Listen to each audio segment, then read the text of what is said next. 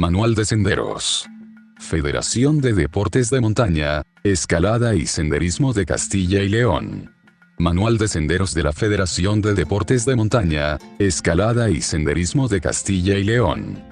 Este dossier pretende servir de guía y orientación para los promotores de senderos que se incluyan en la red de senderos de la Comunidad de Castilla y León. Las normas utilizadas son las actuales del Comité Nacional de Senderos de la Federación Española de Deportes de Montaña y Escalada, FEDME, y las de la Asociación Europea de Randonnée, ERA. Además se incluyen las tarifas para la homologación de senderos por la Federación Castellano-Leonesa, la regulación jurídica del senderismo y por último, también se ha incluido un apartado dedicado a los aspectos jurídicos que afectan a los caminos, así como el código de señales, marcas, siglas y colores que están protegidos por la patente que ostenta la FEDME. En cualquier caso, dirigirse a la Federación de Deportes de Montaña, Escalada y Senderismo de Castilla y León, FDMESCIL, a través del teléfono fax 983-3602-95 o el correo electrónico fclm@fclm.com. Valladolid, enero de 2006. Comité Técnico de Senderos de la FDMESCIL. Autor: Joaquín Rodríguez Ayer, vicepresidente de la FDMESCIL, técnico de senderos EAM. Índice. Primera parte. Prólogo. 4. Introducción. 6. Filosofía y definición. 8. Clasificación de los senderos. 10. Compatibilidad del senderismo con el entorno natural. 12. La regulación jurídica del senderismo. 14. Aspectos jurídicos que afectan a los caminos. 17. Tabla 1. Categorización y legislación de la red viaria. 33. Tabla 2. Legislaciones sectoriales aplicables a la red de caminos. 34. Segunda parte. Normas y criterios para realizar los proyectos. 35. El acondicionamiento del sendero. 37. Técnicas de señalización. 39. Mantenimiento. 47. Divulgación de los senderos, folletos y topoguías. 48. Tercera parte. Proyectos de realización de senderos. 50. Homologación de senderos. 58. Tarifas de homologación. 62. Anexos a fotos. 64b. Grande tipología de senderos. 70. Prólogo. No creo que me equivoque si afirmo que la aparición de este manual de senderos viene a cubrir una antigua reivindicación de todas aquellas personas e instituciones que desde hace más de 25 años dedicamos esfuerzos y trabajo al empeño de dotar a nuestro país de una red de senderos señalizados y homologados que ponga a disposición de la sociedad la posibilidad de recorrer los más bellos e interesantes rincones de nuestra geografía ejerciendo el sano deporte de andar, siempre, naturalmente, lo más lejos posible del ruido de motores, del bullicio desenfrenado y de los ambientes contaminados por múltiples y variadas causas. El senderismo, al igual que en el resto de Europa, nació en España de la mano de los clubes excursionistas y montañeros y a lo largo de muchos años se ha ido desarrollando con el trabajo fundamentalmente voluntario de sus afiliados y también con el curso de las federaciones territoriales y de la propia Federación Española. Esta iniciativa, que en un principio estuvo muy circunscrita a estos colectivos, ha asumido en estos últimos años una proyección de dimensiones realmente espectaculares. El retorno masivo de los ciudadanos a las actividades deportivas que se desarrollan en el medio natural, el interés manifiesto por descubrir el patrimonio histórico, monumental y paisajístico y la facilidad con que se accede a esta actividad, que por otra parte no precisa de equipos complicados y costosos ni de una preparación física especial, provoca que la incorporación de practicantes procedentes de los más variados ámbitos y niveles crezca día a día sin tregua. El senderismo ya no es una práctica monopolizada por los colectivos montañeros tradicionales, sino que en estos momentos es práctica habitual en muchos sectores sociales que nunca han tenido nada que ver ni con la montaña ni con los montañeros. Esta circunstancia, que nos alegra y nos anima a continuar trabajando en este campo, exige al mismo tiempo más dedicación, más profesionalidad y también más ayudas institucionales para poder cubrir las nuevas necesidades y las mayores exigencias que se plantean por parte de un número y muy importante de practicantes. En esta línea de actuación se encuentran, sin lugar a dudas, las ediciones de las topoguías y material de información en general, el diseño y la homologación de nuevos senderos, el mantenimiento de los ya existentes, la necesaria coordinación a nivel Manual de Senderos de la FDMESCYL interautonómico e internacional y la formación de técnicos capaces que sepan implantar sobre el terreno todas las condiciones necesarias para los senderos sean rutas seguras y atractivas tanto desde el punto de vista deportivo como cultural. El manual de senderismo que tenemos en las manos cumple con algunas de estas necesidades y estoy convencido de que será una gran ayuda para todos aquellos que se preocupan y trabajan en el mundo del senderismo. Mi más sincera felicitación y agradecimiento a todos los amigos y amigas que han trabajado en su redacción. Juan Garrigós, presidente FEDME. Manual de Senderos de la FDMESCYL. Introducción. Hace poco más de 25 años, la entonces FM, Federación Española de Montañismo, editaba su primer opúsculo dedicado a ser un manual de señalización. Eran momentos incipientes pero se necesitaba, en aquel momento pionero, la herramienta básica que ha servido para desarrollar a lo largo de todos estos años más de 23.000 kilómetros de senderos balizados y homologados. Posteriormente, ante el impulso producido en torno a esta actividad en la década de los 80, se realizaba en 1988 una puesta al día del manual de señalización. En esta nueva publicación se introdujeron nuevos elementos como la conveniencia de armonizar las ediciones de las topoguías, la revisión de proyectos y realizaciones mediante la homologación de las distintas figuras de los senderos, la imperiosa necesidad de conservación y mantenimiento de los senderos, la minimización, poco a poco, entre las preferencias ambientales, etc. Los cambios y tendencias del turismo convencional a otro más acorde con los tiempos, como el llamado turismo alternativo, están provocando la aparición de nuevos productos activos en el medio natural, incluidas las montañas, que se van abriendo poco a poco, entre las preferencias del público. El auge del turismo rural y de interior, y la nueva sensibilidad respecto a la conservación y disfrute de la naturaleza, está posibilitando la puesta en marcha de numerosas iniciativas para hacer frente a las exigencias y necesidades de la nueva demanda turística. Todo ello está llevando a las federaciones autonómicas a un elevado crecimiento de intervenciones ante las iniciativas de carácter tanto público como privado que se está moviendo en torno a una demanda de cara al senderismo, hoy por hoy imparable. Por ello este manual es abierto porque cada federación territorial puede adoptar uno propio sobre la base de este, en el que se incorporen características propias.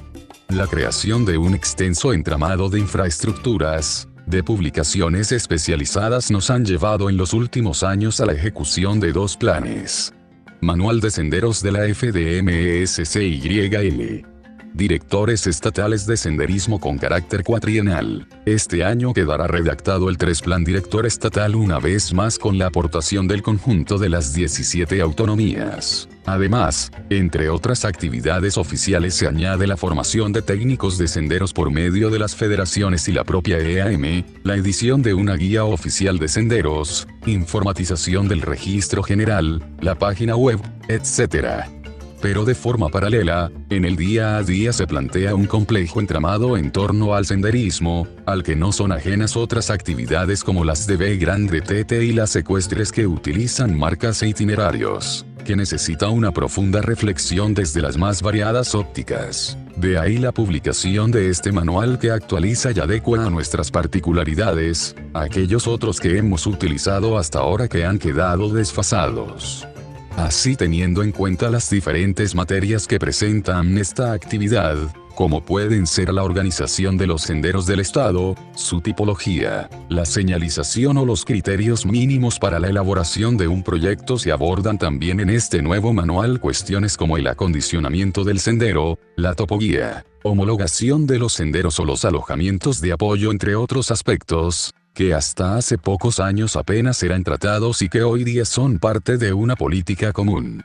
El tiempo y la dinámica que vaya desarrollando el senderismo en los próximos años nos irán indicando las nuevas pautas de actuación. Por lo tanto, al hacer oficial este manual, nada quedará cerrado en el devenir del senderismo.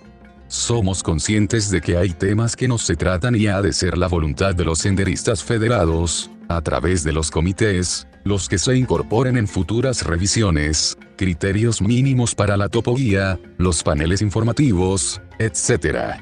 Finalmente indicar que este manual estará vigente hasta una nueva revisión, al tiempo que quedan derogados los anteriores. Juan Marifé Budord, director de senderismo de la FEDME, 30 de junio de 2001.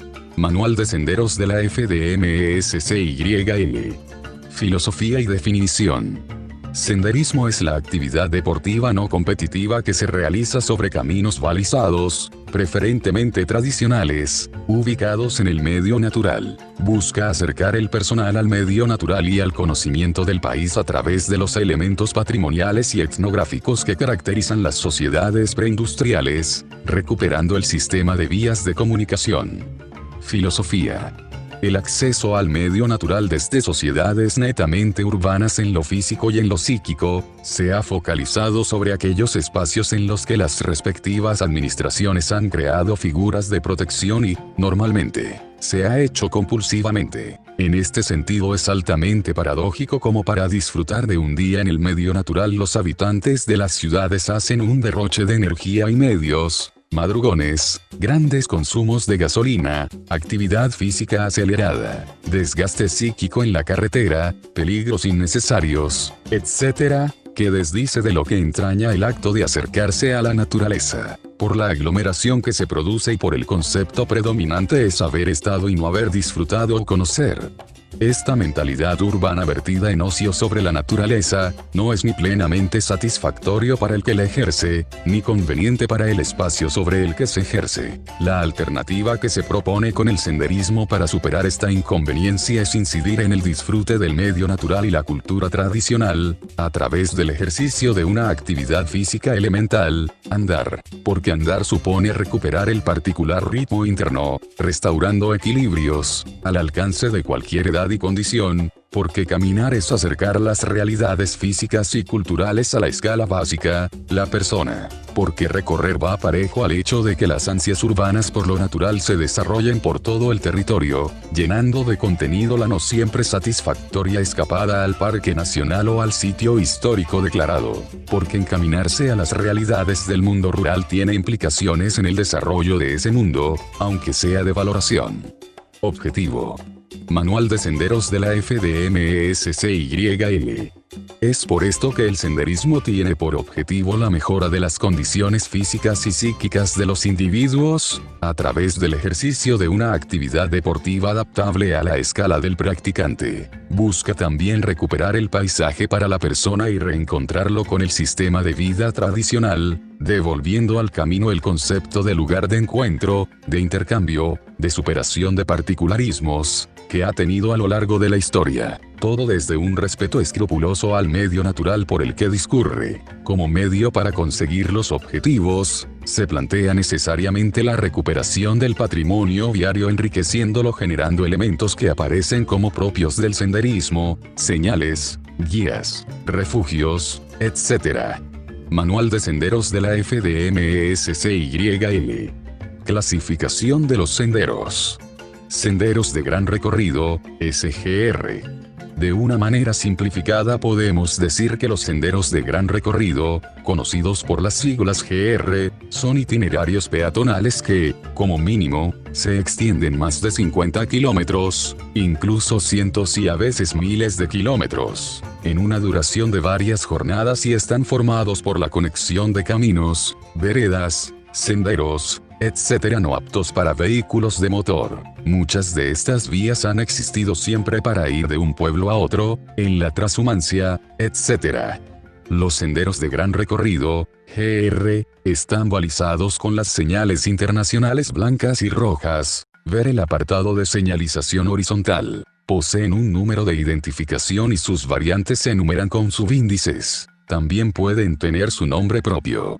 Los senderos de gran recorrido son competencia de la Federación Española de Deportes de Montaña y Escalada, FEDME, que es la encargada de llevar el registro general de los mismos, siendo las federaciones territoriales, en nuestro caso, la Federación de Deportes de Montaña, Escalada y Senderismo de Castilla y León, FDMSCYL, las responsables de homologar los proyectos. Cuando los senderos de gran recorrido pasan las fronteras de un estado son competencia de la European Rambler Association, ERA. Senderos de pequeño recorrido, SPR. La condicionante introducida por los medios de transporte en la práctica de esta actividad, llevó a crear un tipo de recorrido con las mismas características que los senderos de gran recorrido pero que pudieran realizarse en una o dos jornadas con una longitud de entre 10 y 50 kilómetros. Se centran principalmente en el conocimiento de un entorno específico, recuperan caminos y sendas tradicionales de un pueblo o una comarca, pudiendo ser circulares, volviendo al punto de partida. No es raro que algunos de estos itinerarios comiencen en un punto de un GR para acercarse a algún punto de interés o población. Manual de senderos de la FDMSCYL. Los senderos de pequeño recorrido están balizados con las señales internacionales, blancas y amarillas. Se nombran con las iniciales PR, una inicial de la comunidad autónoma a la que pertenecen y el número de identificación correspondiente al registro de senderos que llevan las federaciones regionales. En la comunidad de Castilla y León, al tratarse de una comunidad con 9 provincias, se ha optado por seguir el sistema del MOPO en la matriculación de vehículos, es decir, utilizando las primeras letras del nombre de la provincia. Existen dos tipos de senderos de pequeño recorrido. Senderos de pequeño recorrido longitudinales, son aquellos cuyo inicio difiere de su punto de terminación. Se denomina PR, letras provincia X, donde la X representa el número de identificación. Así en el caso de, por ejemplo, Valladolid se denominarán PR, VA12. Senderos de pequeño recorrido circulares, aquellos que comienzan y finalizan en el mismo lugar. Para su denominación se añade una C así, siguiendo el ejemplo anterior, PRC, VA2. Los senderos de pequeño recorrido son competencia de las federaciones autonómicas, en nuestro caso la FDMSCYL. Senderos locales, Sociedad Limitada. Son senderos que permiten acceder a algún lugar próximo de carácter singular, una ermita, un mirador, una fuente, etc. Su longitud máxima es de 10 kilómetros, siendo recomendable que no sea inferior a 5 kilómetros o 2 horas de marcha. Los senderos locales están balizados con las señales internacionales blancas y verdes y se nombran con las siglas Sociedad Limitada, la inicial de la comunidad autónoma a la que pertenecen y el número correspondiente al registro de senderos. Los senderos locales son competencia de las federaciones autonómicas, en nuestro caso la FDMSCYL. Manual de senderos de la FDMSCYL. Manual de senderos de la FDMSCYL. Compatibilidad del senderismo con el entorno natural.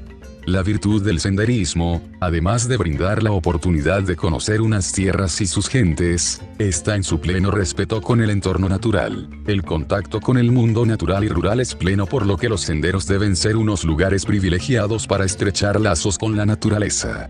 Como aulario de la naturaleza, el senderismo es una de las fórmulas más completas para la concienciación de que el comportamiento del senderista ha de ser respetuoso con el medio natural. Para ello es necesario cumplir ciertas normas que podrían ser: no hacer fuego, llevar todas las basuras hasta el contenedor más cercano, respetar el trazado de los senderos y no utilizar atajos, sobre todo en las zonas más sensibles a la erosión, sendas en zig-zag, pendientes. Respeto a la población local y a sus propiedades.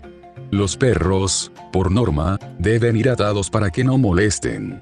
Respeto y cuidado de las fuentes y cursos de agua, sin verter en ellos detergentes, productos contaminantes ni residuos.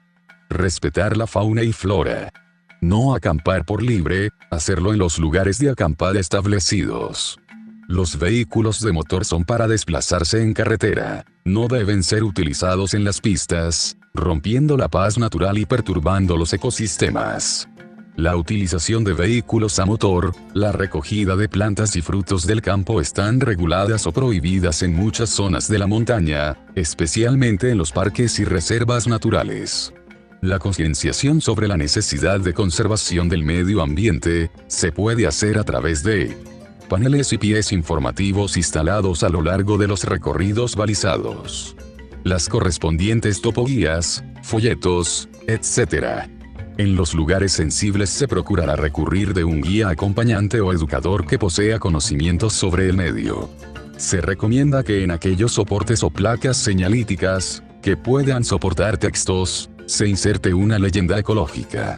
Ha quedado claro que a lo largo de este manual que el respeto del medio ambiente va en el interés del senderista, ya que permite mantener después los caminos y senderos limpios y en buen estado, evitar accidentes, pérdidas y conservar su atractivo. Además de propiciar la regulación del público en el entorno natural, tiene también la virtud de recuperar el patrimonio viario tradicional, hoy en vías de desaparición.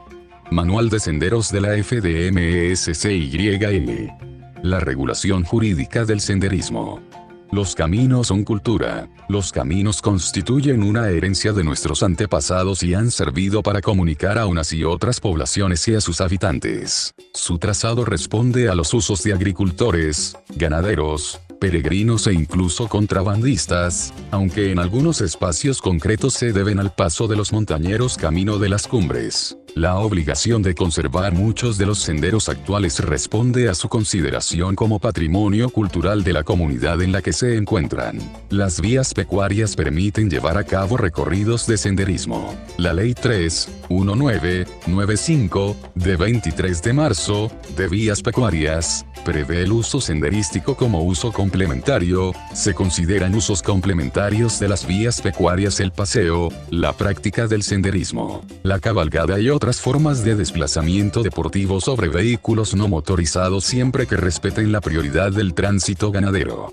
Los caminos son turismo. Sus nuevas vinculaciones con el ocio activo han llevado los senderos al ámbito turístico. El punto de vista turístico se une al cultural en el Camino de Santiago, regulado por Ley 3.1996, de 10 de mayo, de Galicia. En este caso no se legisla sobre todos los caminos de una comunidad autónoma sino sobre algunos de ellos, a los que se aplica un reforzamiento de las protecciones fundamentado en razones históricas. La naturaleza demanial del camino se extiende a los terrenos que ocupa y a sus elementos funcionales. Se establece un uso peatonal compatible con el ecuestre y el de vehículos sin motor. Para facilitarlo se habilita una franja de 3 metros de anchura al menos, con otras 2 franjas laterales de protección de 3 metros. Se establecen medidas de conservación, protección y promoción del camino, así como un régimen de infracciones y sanciones. Los caminos son deporte. El senderismo queda comprendido, además, en el ámbito de los deportes de montaña y escalada según el artículo 3 de los estatutos de la FDME. 1. Las excursiones y travesías por la baja, media y alta montaña, en todas sus modalidades y o combinaciones, deportivas, turísticas, entorno natural, culturales y científicas.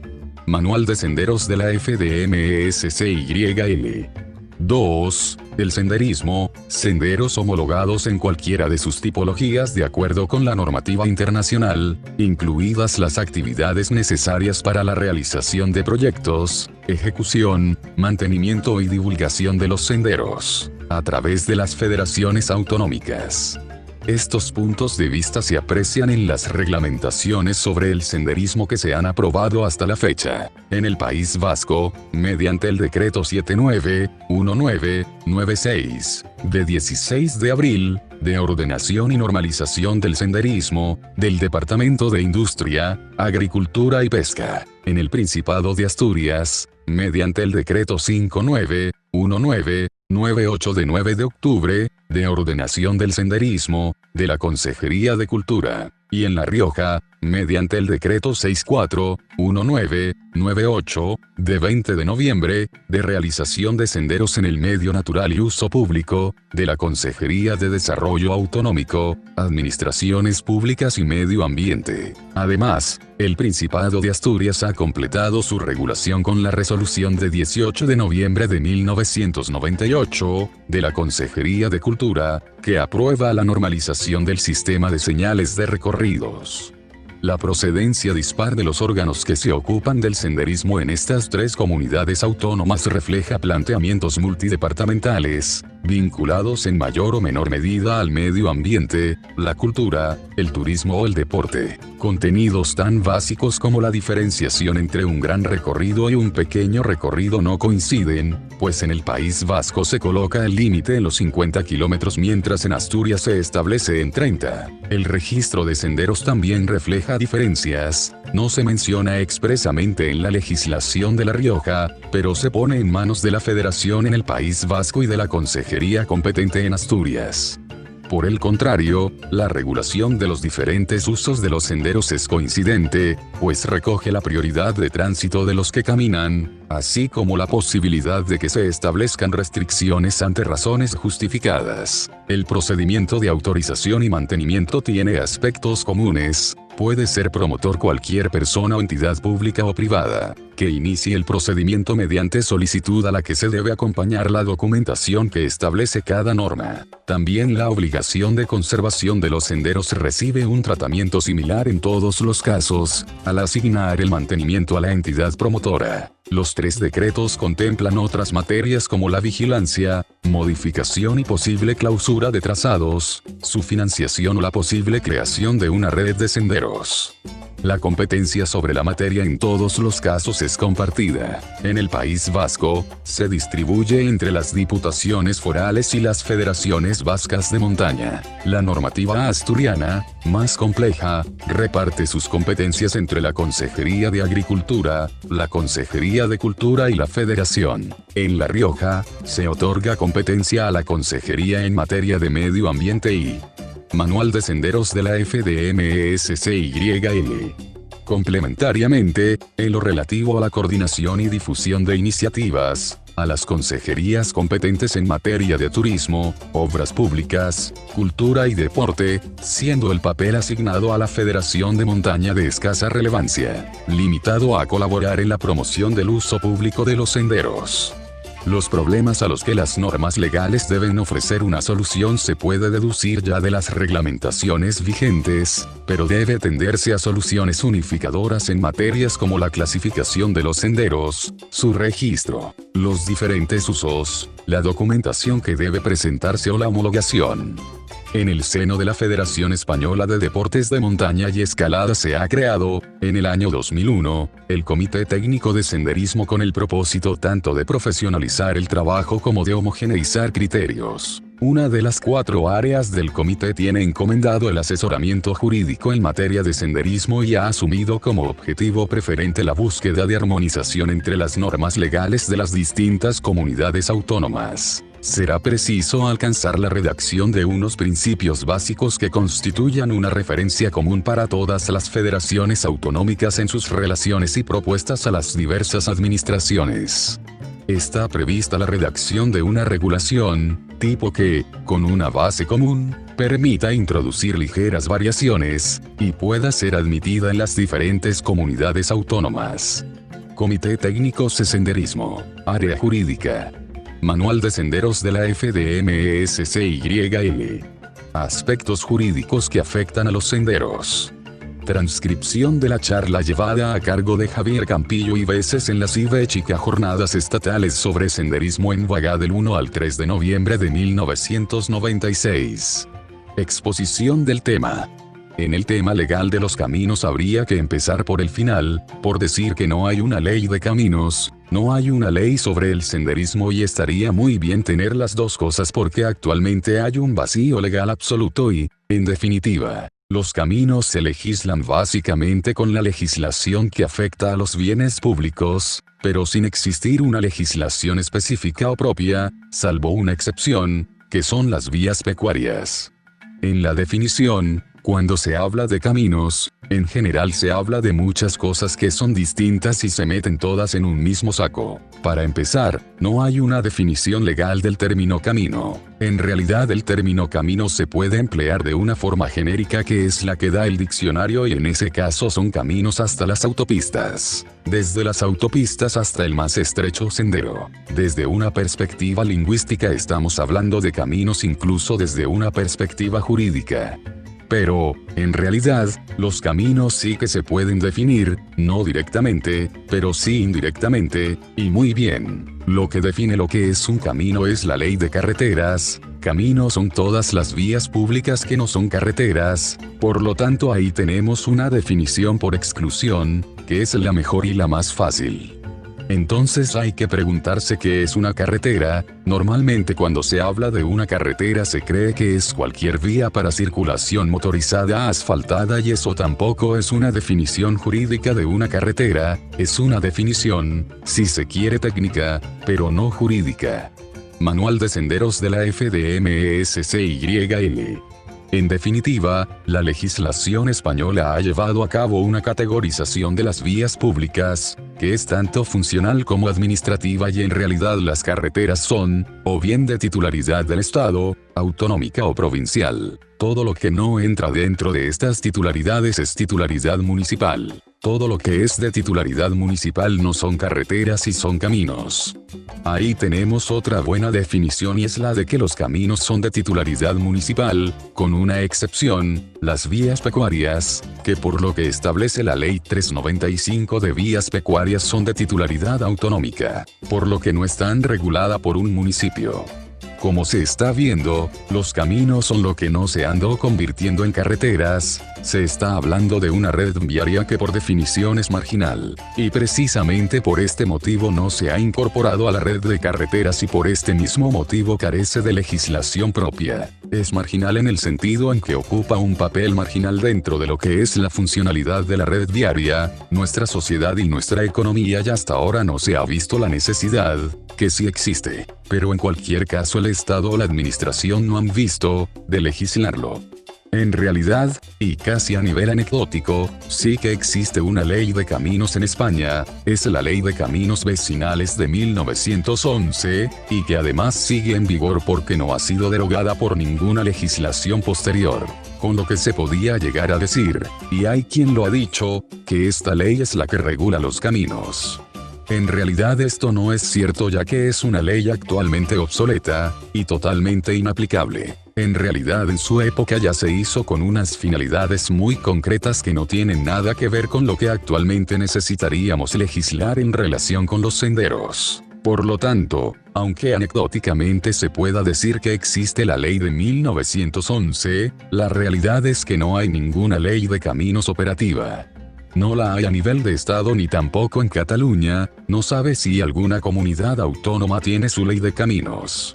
Hay otro aspecto relacionado con la gestión. Se ha hablado de la titularidad y se ha dicho que los caminos son de ámbito municipal, pero al menos en Cataluña sí que la ley de base de régimen local y su reglamento, establece que la gestión de los caminos, que no la titularidad, corresponde a las entidades municipales descentralizadas, lo que antes se llamaban entidades locales menores. El camino es del municipio pero su gestión, todo lo que hace relación con su mantenimiento, en principio es competencia de la entidad municipal descentralizada. Lo que ocurre es que si nos adentramos en la práctica real de la gestión de los caminos, veremos que el camino que más nos interesa a nosotros, todavía es el camino. Manual de Senderos de la FDMESCYL. Más marginal, porque el sendero es el camino que no solo no ha llegado a ser carretera, sino que ni siquiera ha llegado a ser un camino para la circulación motorizada. Lo que hay que decir es que a los ayuntamientos, en general, el viario tradicional que no es apto para la circulación motorizada simplemente no le interesa y si le interesa, en cualquier caso, no tienen medios económicos para actuar sobre este viario, al menos en los pequeños municipios rurales, y por lo tanto no entra en ningún caso dentro de sus prioridades, salvo cuando se plantea una actuación seria enfocada al senderismo por ejemplo. Tanto a partir de la Ley Estatal de Carreteras, como de otras leyes, como la Ley Catalana de Carreteras y de la Ley de Vías Pecuarias y toda serie de documentos, que no son leyes, sino que son básicamente planes orientados al desarrollo o la planificación a medio y largo plazo de la red viaria. Todas estas leyes y otros textos legales dispersos por el propio Código Civil tienden a hacer una clasificación de la red viaria que más o menos es la que suele utilizar la administración. Y dice más o menos porque la propia administración no tiene clara la categorización de la red de caminos. Dejando a un lado las carreteras, ya que aquí nos interesa todo aquello que no lo son, es decir, los caminos, hay que distinguir entre caminos vecinales, rurales, pistas forestales, vías pecuarias y luego el resto, que son los de herradura y lo que diríamos senderos de a pie. Todavía se podían establecer dos apartados más, como son las vías de servicios, que vienen definidas en la propia ley de carreteras, y las servidumbres de paso. A menudo estos términos se utilizan de una forma caótica y distinta, por lo que intentaré explicar la definición de cada uno. Camino vecinal. El término vecinal, en principio, debería referirse a aquellos caminos que sirven para comunicar núcleos habitados entre sí. Estos caminos actualmente, en todos los casos o en casi todos, son para la circulación motorizada. En la mayoría de los casos están asfaltados y técnicamente no se distinguen de las carreteras, ya que la única diferencia que tiene con estas es la titularidad, que el camino vecinal es municipal. Caminos rurales. También de titularidad municipal, pero con una función de tipo agropecuaria, para comunicar el pueblo con las explotaciones agrarias o con las casas rurales dispersas. Este tipo de caminos los hay de tierra, asfaltados y por lo tanto estos son aptos para la práctica del senderismo en algunos casos, pero en otros puede que no. Las pistas forestales. Manual de Senderos de la FDMESCYL. En muchos casos es difícil distinguirlas de uno rural, aunque deberían ser de titularidad municipal por razones históricas, por razones de su propia construcción, la mayoría fueron construidas por la administración forestal con fondos públicos. Todavía están gestionadas por esta, sea Icona, o en Cataluña, Medio Natural. Incluso en distintos documentos de la administración aparece como un diario de la administración forestal, siendo esto muy importante porque los ayuntamientos no tienen que pagar, por lo menos, hasta que la administración forestal se canse y cree otras normas jurídicas con el mismo Código Civil. Esto ya se ha intentado llevar a cabo, por ejemplo en Cataluña, pero no lo han podido hacer debido al rechazo que los ayuntamientos han mostrado al ver lo que se les venía encima, una red muy extensa y costosa de mantener. Vías pecuarias. Definidas por la Ley de Vías Pecuarias, la titularidad es autonómica, aunque en muchos casos las vías pecuarias se solapan con los caminos vecinales tradicionales, por lo que a veces es difícil decir si es una vía pecuaria o es un camino vecinal antiguo y de quién es la titularidad, del gobierno autónomo o del municipio, motivo por el que se puede llegar a casos complejos. Resto de caminos. Después se encuentran el resto de caminos, los de herencia medieval, que es una red muy extensa, mucho más de lo que a veces se cree. Son caminos públicos por los que se circulaba con caballerías, con animales de carga o a pie. Estos caminos son los más interesantes desde el punto de vista turístico y son, sin duda, los más idóneos de cara a la práctica del senderismo. Este tipo de caminos ni siquiera se contemplan. Los ayuntamientos en la mayoría de los casos no conocen la red de caminos públicos tradicionales, no cuentan con ningún inventario sobre ellos. Cuando no hay un inventario, el conocimiento de los caminos antiguos se diluye, ya que tampoco existe una motivación para conocerlos, por lo que se va perdiendo y cuando hay que recuperarlos hay que realizar un trabajo de investigación histórica, buscar documentos, mapas antiguos, hablar con la gente mayor de los pueblos, cazadores, pastores, etc. Vías de servicio. Es una categoría muy importante, puesto que, hasta ahora, todos los caminos que hemos citado son de uso público general. Son bienes de dominio público que, como se verá, se regulan por la Ley de Bases de Régimen Local y por este motivo, como cualquier bien de dominio público, son para su uso público general de acuerdo con su naturaleza. Esto es válido tanto a una infraestructura del ayuntamiento o a cualquier otra posesión del ayuntamiento, como es un camino, por ejemplo, si la carretera sirve para ir Manual de senderos de la FDMESCYL.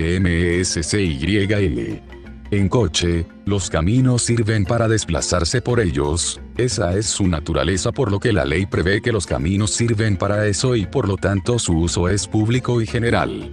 Lee una cita muy antigua donde se puede ver que esto es así desde la Edad Media. En las partidas del rey Alfonso X el Sabio se decía que los caminos públicos pertenecen a todos los hombres comunalmente, en manera tal que también pueden usar de ellos los que son de tierra extraña como los que mueran y viven en aquella región. Los caminos públicos son para el paso libre de las gentes.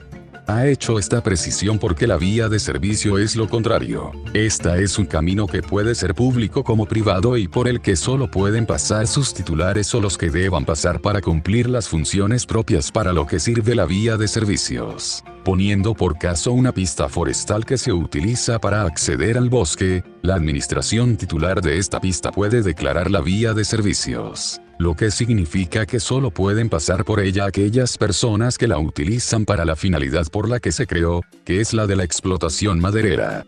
El declarar una vía de servicios es el método que tiene la administración para restringir el paso por un camino. Quizás sea más entendible el ejemplo de una pista por la que pueden acceder vehículos, por lo que siendo camino público cualquier vehículo podría utilizarla para ese fin. Ahora, si la administración competente la declara vía de servicio, por ahí solo pueden pasar los encargados de la gestión para la que ha sido concebida, el acceso a un bosque, una presa, uso exclusivo de bomberos, etc.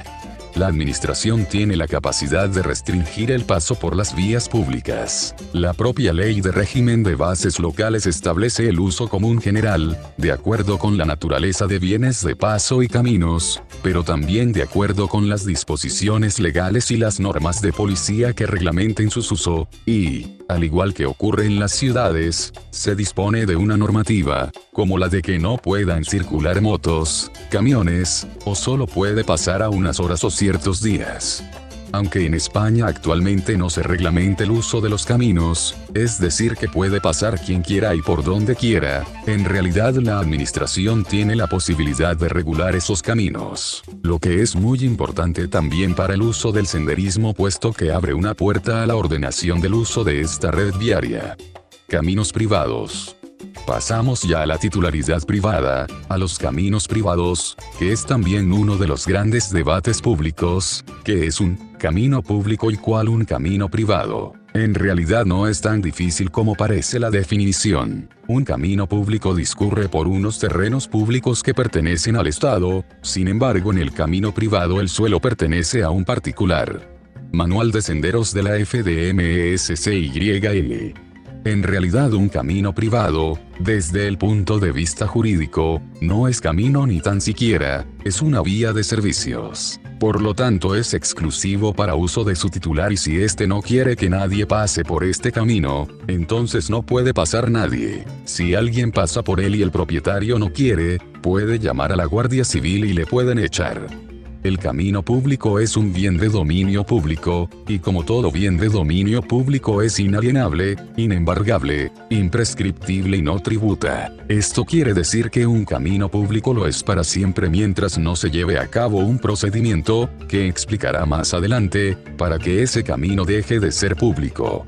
Un camino abandonado desde hace 300 años, donde crece un bosque espesísimo, si no ha sido, por medio de un procedimiento que explicará, desafectado como tal, sigue existiendo jurídicamente y por ahí se pueden cortar los árboles y volver a pasar. El camino no ha desaparecido porque es camino público y por lo tanto es imprescriptible.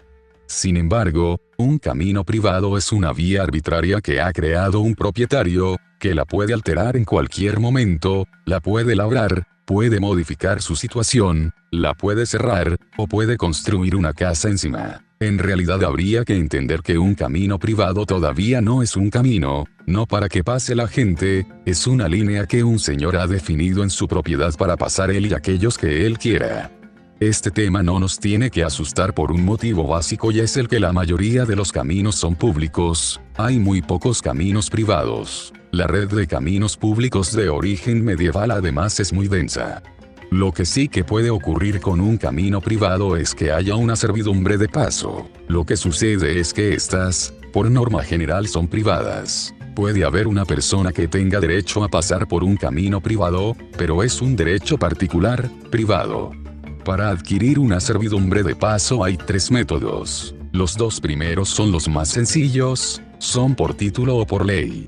Por título significa que yo tengo una finca en un sitio y para llegar a ella debo pasar por el camino privado de un señor. Entonces la ley sí dice muy claramente que si tengo una finca tengo que poder acceder a ella y, por lo tanto, el propietario del terreno privado tiene que dejarme pasar, tiene que abrir un paso para que yo pueda llegar a mi finca. Eso hay que escriturarlo y entonces se adquiere un derecho por título, pero solo para mí. La persona que me deja pasar tiene derecho a Manual de Senderos de la FDMSCYL. Pedir una indemnización. No es verdad, por lo tanto, que haya servidumbres de paso públicas simplemente. Para ser una servidumbre de paso pública, que también las hay, tiene que establecerse por ley. Por este método existen servidumbres de paso públicas por lo menos en 3 casos. 1. La Ley de Aguas. Existe la zona que se llama de servidumbre pública en los márgenes fluviales. Consiste en una franja de 5 metros de anchura desde el margen del cauce hacia el exterior por la cual se puede pasar, pero solo para vigilancia del cauce, pesca fluvial y salvamento, no para senderismo. En realidad el paso por los márgenes fluviales no es libre, está supeditado a estos 3 supuestos. Se puede pasar sin embargo por dentro del cauce ya que este es público. En algún caso habría que pedir que la ley incluya el senderismo, pero de momento no es el caso. 2. La Ley de Costas. Es más positiva para el senderista, puesto que contempla una franja de servidumbre pública de 6 metros contigua a lo que es la zona marítima terrestre, allí donde termina la zona de dominio público y empieza la zona privada. Sobre la zona privada hay una servidumbre justamente para el paso libre en general. Una persona puede recorrer a pie toda la costa porque tiene ese derecho y si hubiera una propiedad privada, dentro de este límite, se puede pasar por ella, aunque el propietario tiene derecho a pedir una indemnización al Estado, porque siempre que hay una servidumbre sobre una propiedad privada hay un derecho de indemnización. En caso de que la zona sea peligrosa, por ejemplo en una zona de acantilado por la que no se puede circular en ese margen de 6 metros y si es demasiado peligroso, la ley de costas permite ampliar el paso hasta 20 metros. 3. La ley de carreteras.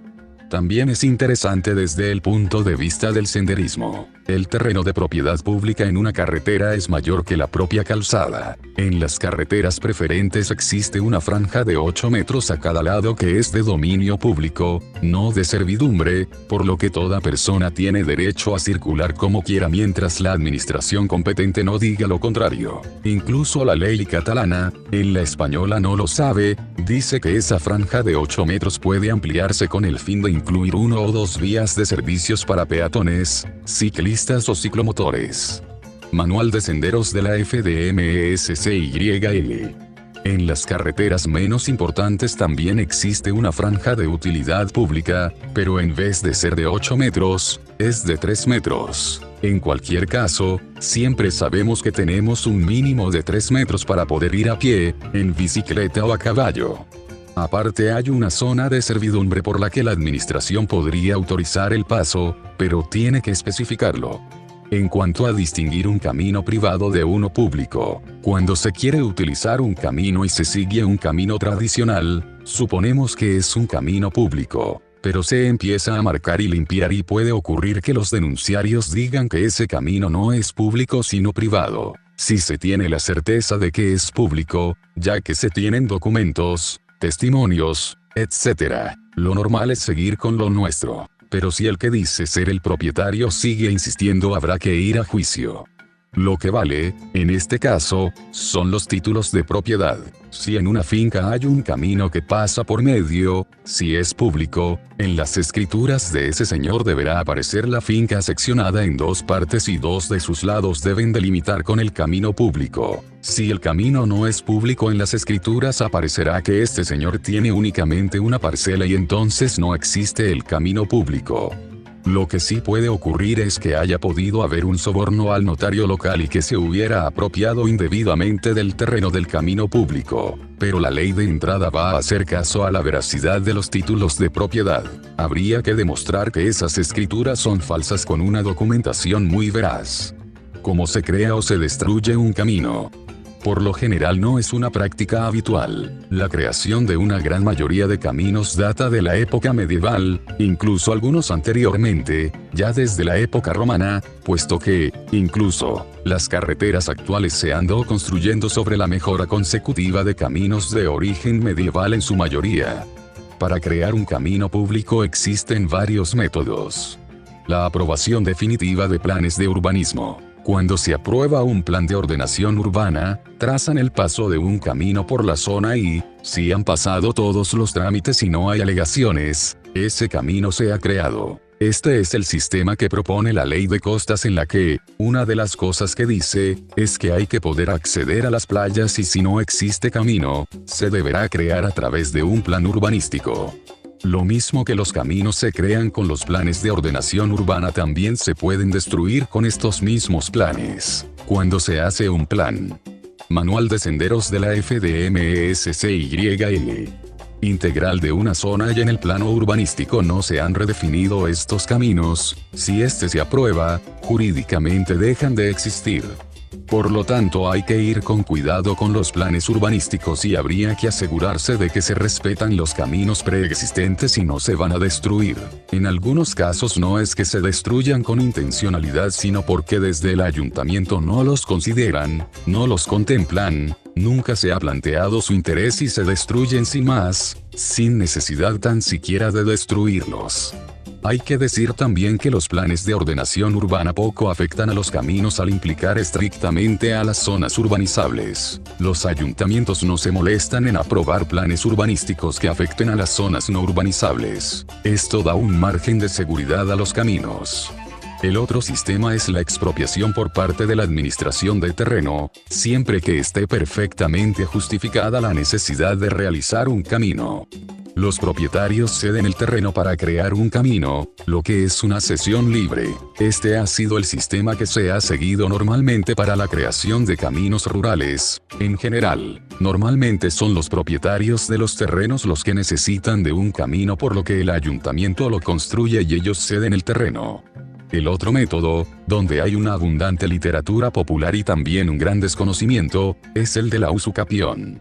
La usucapión es un sistema de origen medieval y se consigue la propiedad por posesión ininterrumpida durante 30 años. La usucapión significa que se adquiere la propiedad de algo, pero de lo que se ha estado poseyendo durante 30 años. Pero tiene que haber existido un consenso de que se ha estado poseyendo. Por lo tanto, la posesión debe ser pública, que todo el mundo acepta que esa posesión es efectiva. Tiene que haber sido pacífica e ininterrumpida.